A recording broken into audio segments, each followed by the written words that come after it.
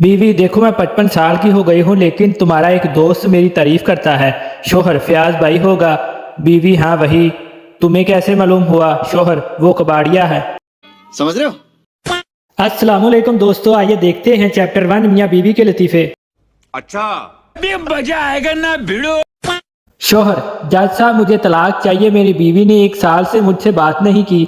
जज, फिर सोच लो, ऐसी बीवी नसीब वालों को ही मिलती है।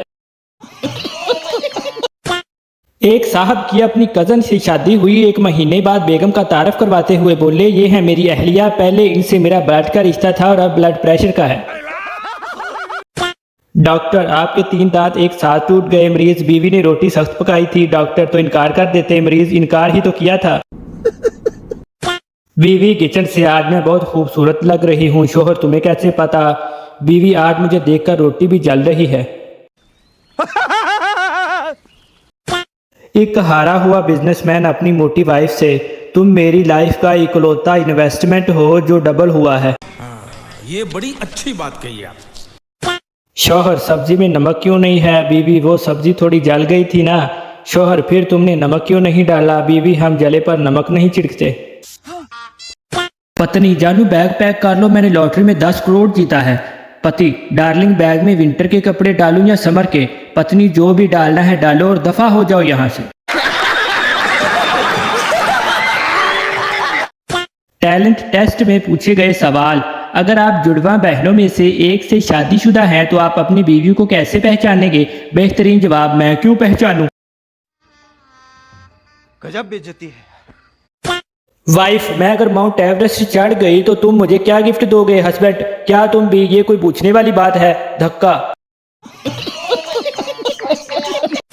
शोहर, भाई बेगम, अपनी 40 साल शादीशुदा जिंदगी में आज पहली बार तुमने इतनी बेहतरीन चाय बनाई है कि बयान नहीं कर सकता। बीवी, अय हाय, मेरी तो अकल ही मारी गई, मैंने गलती से अपनी प्याली आपको दे दी। आदमी, सर मेरी बीवी खो गई है। डाकिया, भाई ये पोस्ट ऑफिस है, पुलिस स्टेशन नहीं। आदमी, खुशी के मारे कुछ समझ नहीं आ रहा, कहाँ जाऊं? अच्छा,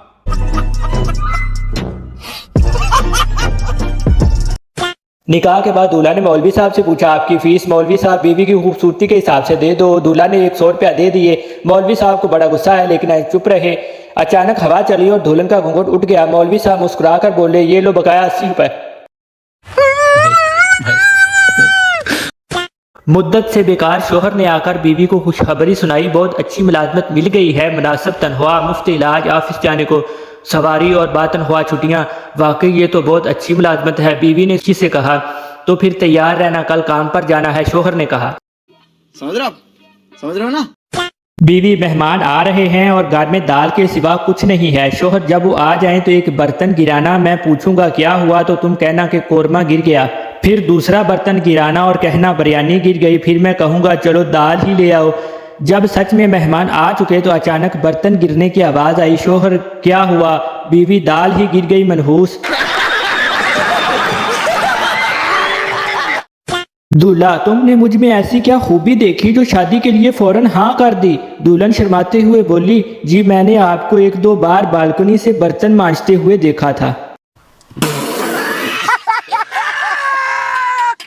सास, आज मेरी बेटी इतनी खामोश क्यों बैठी है? दामाद, कुछ नहीं, लाइट गई हुई थी, उसने लिपस्टिक मांगी, मैंने एल्फी दे दी, शायद इसी बात पर नाराज बैठी हुई है।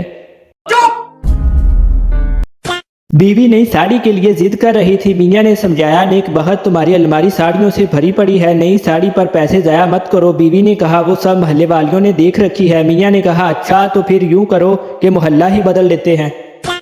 शादी से 1 दिन पहले होने वाली बीवी का मैसेज आया, सॉरी हमारी शादी नहीं हो सकती क्योंकि मेरी शादी कहीं और फिक्स हो गई है। दूल्हा तो टेंशन में आ गया। थोड़ी देर बाद फिर मैसेज आया, सॉरी गलती से आपको मैसेज भेज दिया। दूल्हा फिर टेंशन में आ गया। म्यूजिक।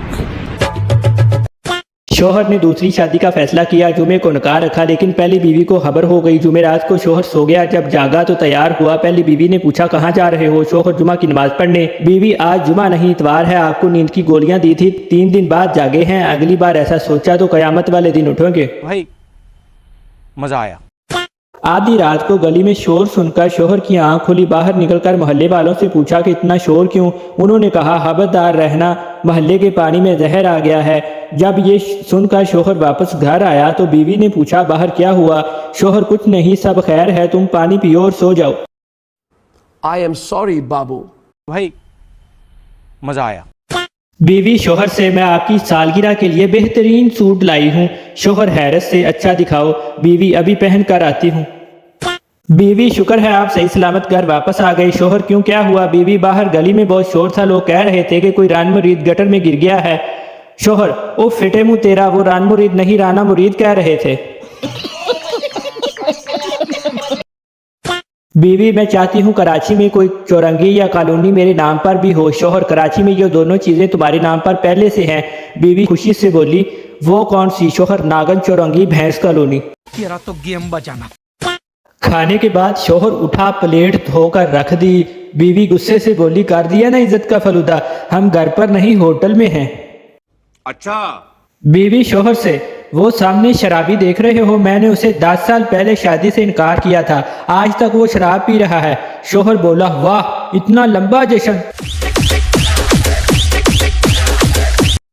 बीमार शोहर मुझे जानवरों के डॉक्टर के पास ले जाओ। बीवी हैरत से वो क्यों? शोहर रोज मुर्गे की तरह उठ जाता हूँ, फिर घोड़े की तरह भाग भाग कर ऑफिस जाता हूँ, वहाँ सारा दिन गधे की तरह काम करता हूँ, घर आकर तोते की तरह हाँ जी करता हूँ, बकरे की तरह खाने में सब्जी मिलती है, बिल्ली की तरह बच्चे पालता हूँ और फिर रात को भैंस के साथ सो जाता हूँ। मेरे अंदर इंसानों वाली कौन सी बात है?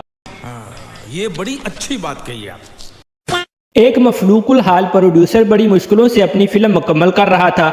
एक रोज उस शख्स ने हीरो की लड़ाई का मंजर फिल्म बंद करना था। उसने सोचा कि किसी दूसरे शख्स को कास्ट करने की बजाय उसने हीरो से कहा वो सामने बस स्टॉप पर जो शख्स गालबन अपनी बीवी के साथ खड़ा है किसी तरह उससे लड़ाई शुरू कर दो, हम उस झगड़े का मंजर फिल्म बंद कर लेंगे। हीरो उस शख्स के पास पहुंचा और अपने आप को घौंसे और थप्पड़ खाने के लिए तैयार करते हुए बोला ये तुम्हारी बीवी है। ऐसी मनहूस और चड़ेलनुमा औरत के साथ कोई एक लम्हे के लिए भी खड़ा होना पसंद नहीं करेगा।